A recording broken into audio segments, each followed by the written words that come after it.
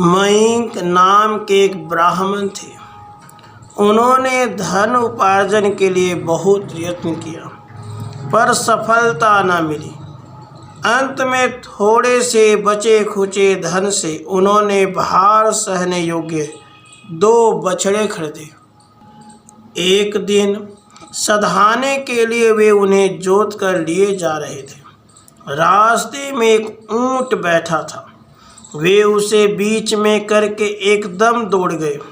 जब वे उसकी गर्दन के पास पहुँचे तब ऊंट को बड़ा बुरा लगा और वहाँ खड़ा होकर उनके दोनों बछड़ों को गर्दन पे लटकाए बड़े जोर से दौड़ने लगा।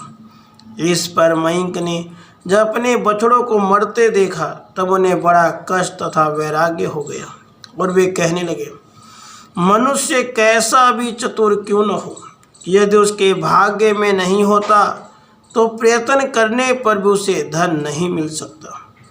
पहले अनेकों असफलताओं के बाद भी मैं धन उपार्जन की चेष्टा में लगा ही था, पर विधाता ने इन बछड़ों के बहाने मेरे सारे प्रयत्न को मिट्टी मिला दिया।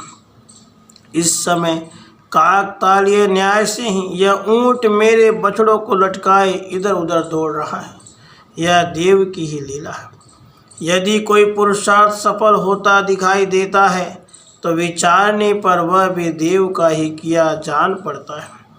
इसलिए जिसे सुख की इच्छा हो उसे वैराग्य का ही आश्रय लेना चाहिए। अहो, सुखदेव मुनि ने क्या ही अच्छा कहा है। जो मनुष्य अपनी समस्त कामनाओं को पा लेता है तथा जो उनका सर्वथा त्याग कर देता है, उन दोनों में त्यागने वाला ही श्रेष्ठ है।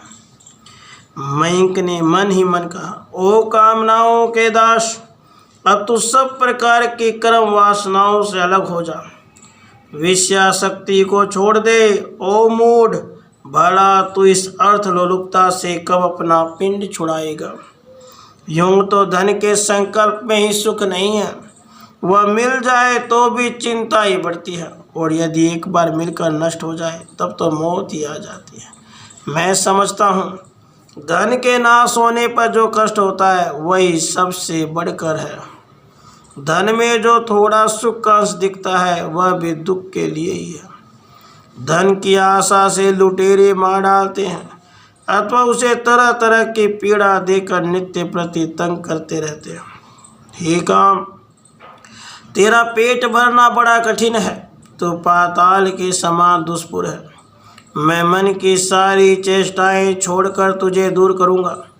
अब धन के नाश हो जाने से मेरी सब खटपट मिट गई। अब मैं मौज से सोऊंगा। काम, तो अब मेरे पास न रह सकेगा तो मेरा बड़ा शत्रु है। मैं तेरी इच्छा पूर्ण नहीं होने दूंगा।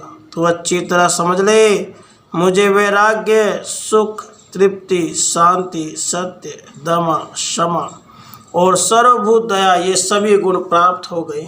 अतः काम, लोभ, तृष्णा, कृपणता को चाहिए कि वे मुझे छोड़कर चले जाएं। दुख, निर्लजता और असंतोष ये काम से ही उत्पन्न होते हैं, पर आज काम और लोभ से मुक्त होकर मैं सुखी हो गया हूँ। अब मैं परब्रह्म में प्रतिष्ठित हूँ, पूर्णतया शांत हूँ। मुझे विशुद्ध आनंद का अनुभव हो रहा है। इस प्रकार की बुद्धि पाकर मयंक विरक्त हो गए। सब प्रकार की कामनाओं का परित्याग करके उन्होंने ब्रह्मानंद प्राप्त किया। 2 बछड़ों के नाश से उन्हें अमृतत्व प्राप्त हो गया। उन्होंने पाप तथा दुखों के मूल काम की जड़ काट डाली और वे अत्यंत सुखी हो गए।